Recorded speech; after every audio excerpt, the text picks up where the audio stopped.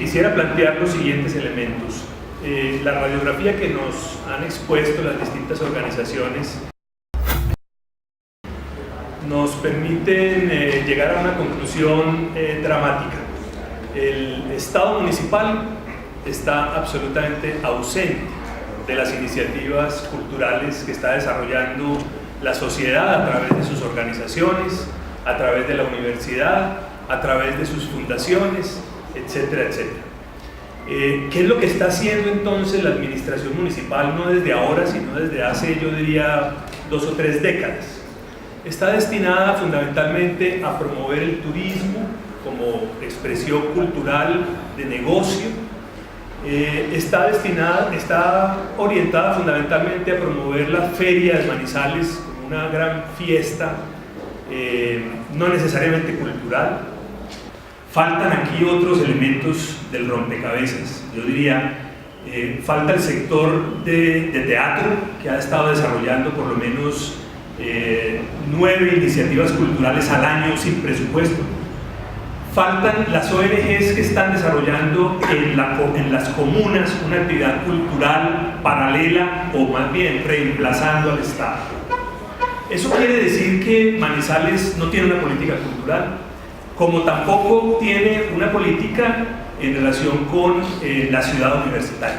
Esos dos elementos, ciudad universitaria y política cultural, deben hacer parte, digamos, de una misma proyección en ese terreno. La ciudad ha abandonado increíblemente estos dos campos de acción por dedicarse a hacer negocios y malos negocios, por hacer inversiones que trasladan el presupuesto público a algunos amigos del sector privado. Nosotros queremos corregir eso y nos parece muy importante, efectivamente, diseñar la política cultural con todos los actores de la cultura en la ciudad y diseñar el plan de desarrollo que nos permita saber exactamente cuántos recursos necesitamos y cuántos podemos invertir a lo largo de estos próximos años. Sin eso no es posible seguir, digamos, teniendo una institución como el Instituto de Cultura y Turismo, con esas enormes debilidades que tiene, por ejemplo, administrando ecoparques, administrando de todo, digamos, y eso limita, digamos, mucho la visión y la jerarquía que debería tener una institución como esas. Yo no plantearía, en principio, la necesidad de una Secretaría de Cultura, porque es más burocracia. Yo creo que si entendemos el proceso cultural que está desarrollando la ciudad, si comenzamos a trabajar con los actores, si comenzamos a hacer redes culturales que nos permitan integrar todas estas iniciativas en una sola oferta cultural que pueda estar disponible para los estudiantes, para los visitantes, para todos los ciudadanos, pues hombre, el presupuesto público, que probablemente es infinitamente inferior, sumado a las iniciativas culturales que desarrollan todas estas instituciones, pues vamos a poder hacer algo interesante. Estamos formando una cantidad de personas. La Universidad de Caldas tiene una facultad de artes, en donde forman músicos, en donde forman teatreros, en donde forman otra cantidad, digamos, de sectores culturales. La Universidad Nacional está formando efectivamente gestores culturales.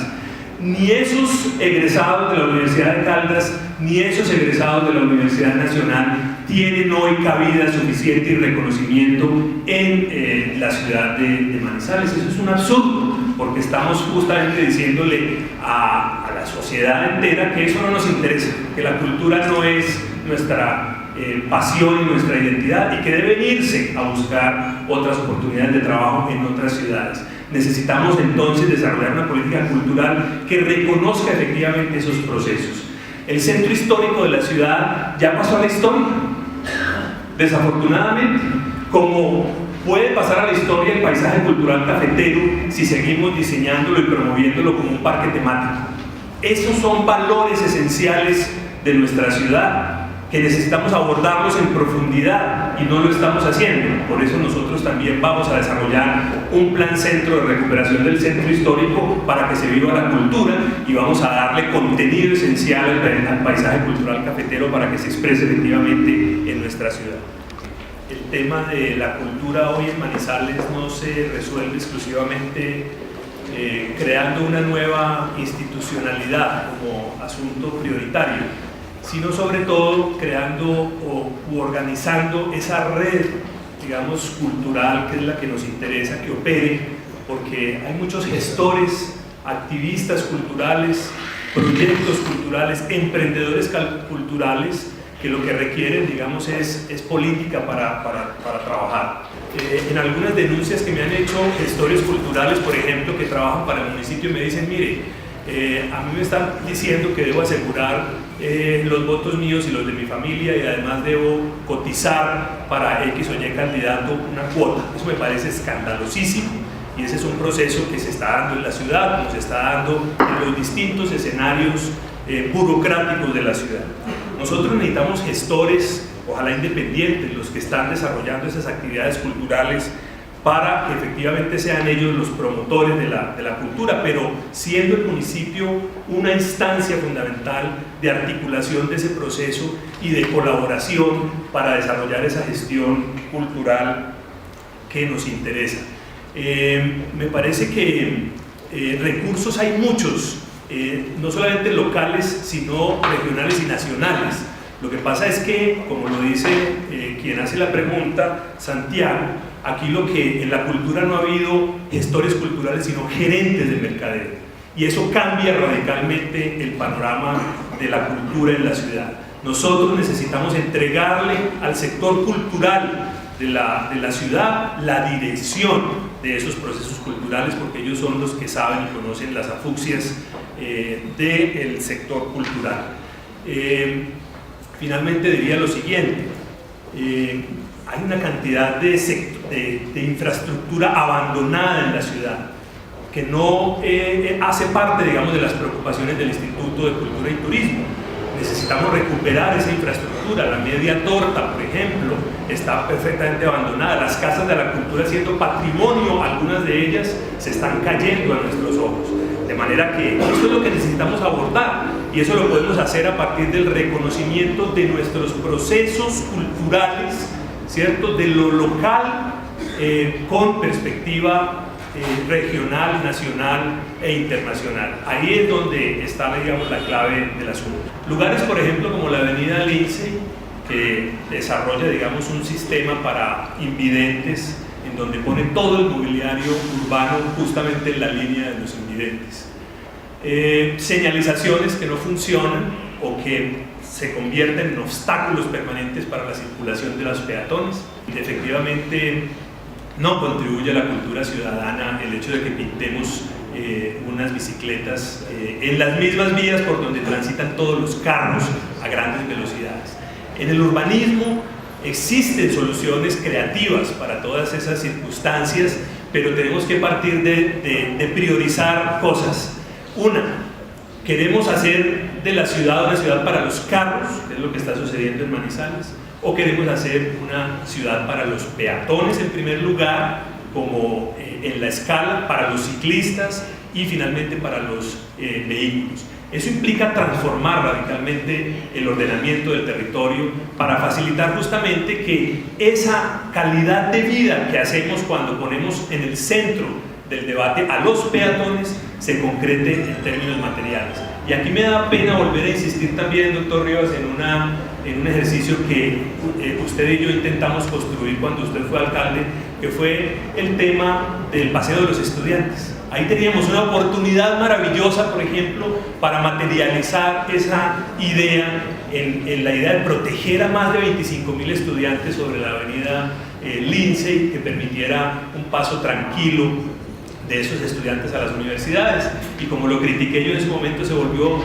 el parqueo de los comerciantes.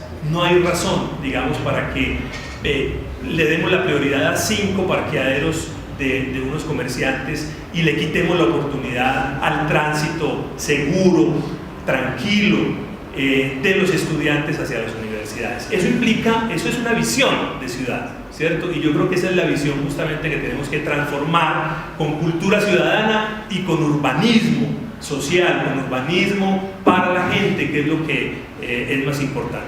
Creo que el proyecto en mi opinión, más importante que deberíamos desarrollar en los próximos 4 años y que permite un proceso de integración de la educación con la cultura es la formulación de un plan que nos permita materializar la ciudad universitaria. Eso tiene unas connotaciones bastante amplias. Yo personalmente quisiera hablar de la ciudad del conocimiento, pero justamente mi tesis de doctorado, que fue hecha con base en ese tema, me permitió llegar a la conclusión de que estábamos a años luz de poder concretar esa idea de ciudad del conocimiento. Quiero partir de un proyecto más modesto, pero de gran complejidad, que es la idea de ciudad universitaria. ¿Por qué? Porque la ciudad universitaria nos permite varias cosas. Una, que la ciudad efectivamente viva la universidad, que los estudiantes vivan la universidad, no solamente a través de urbanismo universitario, que nos falta todo por hacer para conectar las distintas infraestructuras educativas y darle la calidad urbanística que requiere efectivamente ese proyecto, sino porque adicionalmente una ciudad universitaria sin cultura no es ciudad universitaria. De manera pues que creo que cuando integramos esos dos elementos, conocimiento y cultura, estamos efectivamente haciendo de Manizales una verdadera ciudad universitaria. El segundo elemento que me parece, digamos, de gran importancia, con la pregunta que hacía uno de los asistentes, es con el tema de bibliotecas. Es que realmente aquí deberíamos tener un sistema de bibliotecas públicas y privadas, pero en cualquier caso de acceso público permanente. Las que están en el centro, las que están en el oriente, en el occidente, en el norte y el sur, todas hacen parte de un sistema de bibliotecas, o deberían hacer parte de ese sistema de bibliotecas al cual pudieran acceder todos los estudiantes, los habitantes, sin distingo de ninguna consideración.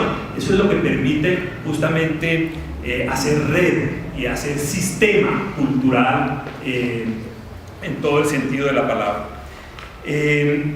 Y finalmente también quisiera decir que nuestra posición sobre el paisaje cultural cafetero básicamente es esta: es que el paisaje cultural cafetero se decretó por la UNESCO porque eso era un paisaje vivo, un paisaje productivo, pero hoy estamos encontrando las amenazas que se cierren sobre la producción del café, porque hay quienes dicen que eso ya es un asunto del pasado, que eso hay que pensar, digamos, en la contemporaneidad, en el software y en no sé qué otras industrias de esa naturaleza, desestimando la cultura y la tradición que hemos construido a partir del café. Yo creo que cuando concebimos paisaje cultural cafetero, no como parque temático, no como lugar idealizado de turistas que vienen a mirar en fotos o en Disney World cafeteros ese tema, sino que lo construimos a partir de los productores de café, protegiéndolos en la producción misma del café y enseñándole al mundo entero cómo se hace, cómo se produce café, cómo se transforma el café. Ahí vamos a poder encontrar la esencia del paisaje cultural cafetero. Por eso el ordenamiento territorial tiene que definir una política que nos permita efectivamente trazar la línea, ojalá en Caldas, en torno a las acciones que deberíamos desarrollar para proteger la producción cafetera.